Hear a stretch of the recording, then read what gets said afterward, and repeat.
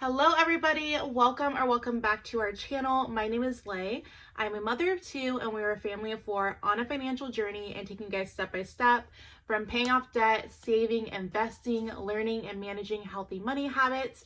So if that is interesting to you, thank you so much for clicking on this video. If you're new to this channel, thank you so much for stopping by. And I really hope you enjoy this content and decide to stay.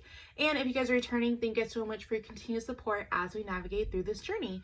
So in today's video, we're going to be talking all about our budgeting by our paychecks. So we use the budget by paycheck method by the budget mom. And essentially what it is we budget every time we receive an income. Every time a dollar comes into our household, we know exactly where it's going. We're assigning it a place to go. And that just really helps with transparency in our budget and being aware of where our money is going and if our money is going where we want it to go. So that is what we're going to be doing today. We're going to be going over our second paycheck of January. January is a very interesting month for us because we get paid 3 times this month, otherwise known as like a magic month or an extra payday month, and how we are balancing it. January has also been like a terrible budgeting month, to say the least. Like, I've cried this month from the budget, from expenses being higher than budgeted, which we'll talk about, to an extra mortgage payment being pulled out. Y'all, an extra mortgage payment. I cried, I've came to terms with it, and I'm going to walk you through how I reconciled such a hot mess of a budget. So this is the Budget Mom Budget by Paycheck. I did a whole review on this planner if you guys are interested in it, and did a whole walkthrough. This is a full-size planner, so if you're somebody who likes to travel with your planner, just be aware that this is a really big and thick planner. I like to use it as a desk planner. I just leave it in my budgeting area when I pay bills and do our finances. But let me go ahead and stop talking and share with you guys how much of a hot mess this budget is. So I am going to walk you guys through how this budget is set up because, as you guys can see, I really like to utilize my planners. I mark them up, I highlight them, scribble, have different color coordinations to whatever was already paid or what I'm paying. So the very first thing is, let's talk about income. So we had projected our income to be $3,600 this paycheck, and we have 3 income sources. So I had budgeted our first income source at $500, and it actually came in at $275. So it was $225 less than anticipated.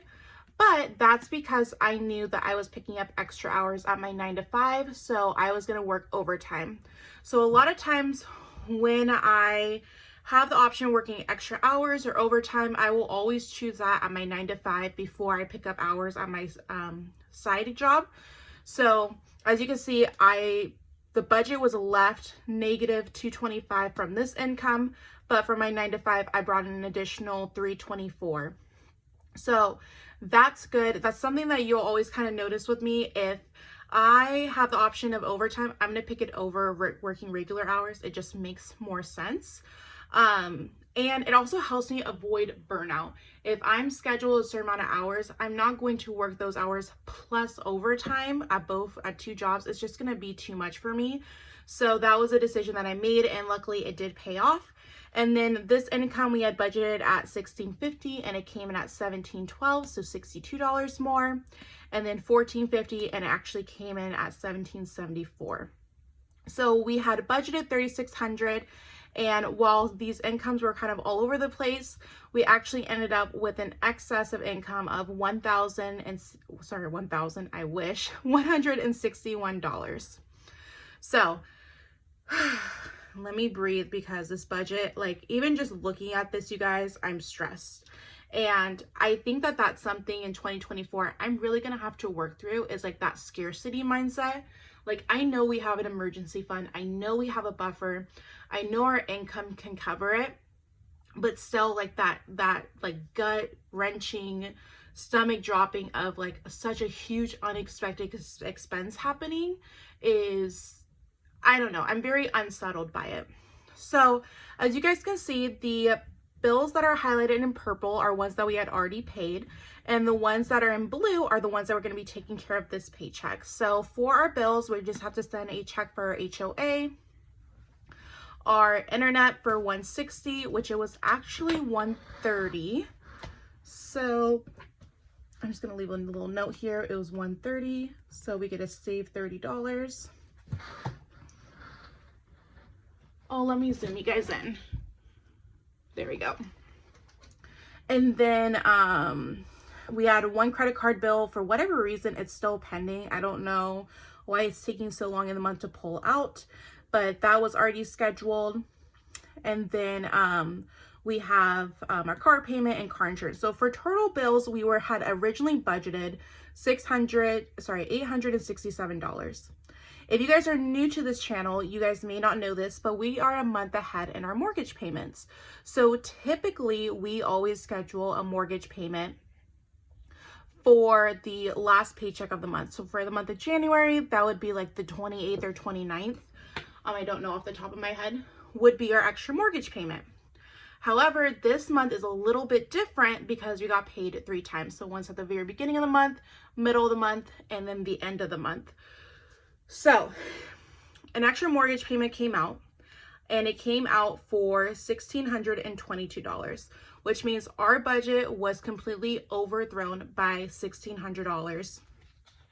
So what I had to do is I had to look back at our monthly budget, and luckily all what things are going to have to do is just going to have to be rearranged for a bit. So we had budgeted to pay off extra debt of $2,170.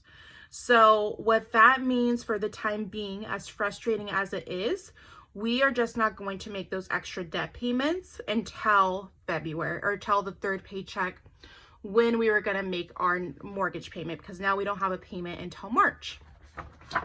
So it threw things off, and it was that feeling of like seeing it being debited from the account of, what is happening? What is going on? This is not right. My math wasn't mathing. As you guys can see here, our electric bill is about double. And then we're doing an extra payment of about $400 more there for our personal loan.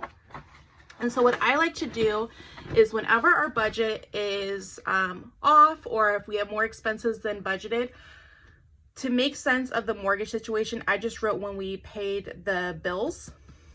So there's that. And then the bills that were more than anticipated, and then what it was more by. So as you can see, for the month of January, we have $2,296.77 more in expenses than we had initially budgeted for. So that is very, it's very nerve-wracking to kind of think about that in that sense. But we had one of two options. We could pay the minimum to our debts, which is what we chose to do, or pull it from our emergency fund.